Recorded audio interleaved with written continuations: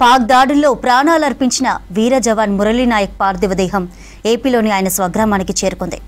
శ్రీ సత్యసాయి జిల్లా గోరంట్ల మండలం కల్లితాండాకు ర్యాలీతో చేరింది. అమర జవాన్ భౌతిక కాయానికి నివాళులర్పించారు మంత్రి నారా లోకేష్, కుటుంబ సభ్యులను ఓదార్చారు. అంతకుముందు గుమ్మయ్యగారిపల్లి నుంచి కల్లితాండా వరకు దాదాపు 300 వాహనాలు, ప్రభుత్వ అధికారులు, ప్రజాప్రతినిధులు, వేల మంది ప్రజలు అమర జవాన్కు నివాళులర్పించారు.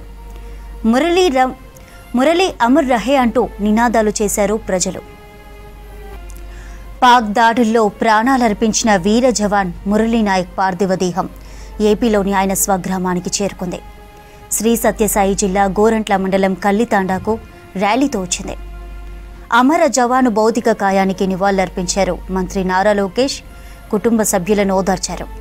అంతకుముందు గుమ్మయ్యగారిపల్లి నుంచి కల్లితాండా వరకు దాదాపు 300 వాహనాలు, ప్రభుత్వ అధికారులు, ప్రజాప్రతినిధులు, వేల మంది ప్రజలు అమర జవాన్కు నివాళులర్పించారు.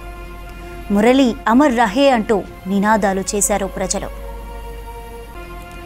పాక్ దాడుల్లో ప్రాణాలర్పించిన వీర జవాన్ మురళీ నాయక్ పార్థివ దేహం ఏపీలోని ఆయన స్వగ్రామానికి చేరుకుంది. శ్రీ సత్యసాయి జిల్లా గోరంట్ల మండలం కల్లితాండాకు ర్యాలీతో వచ్చింది. అమర జవాను భౌతిక కాయానికి నివాళులర్పించారు మంత్రి నారా లోకేష్, కుటుంబ సభ్యులను ఓదార్చారు.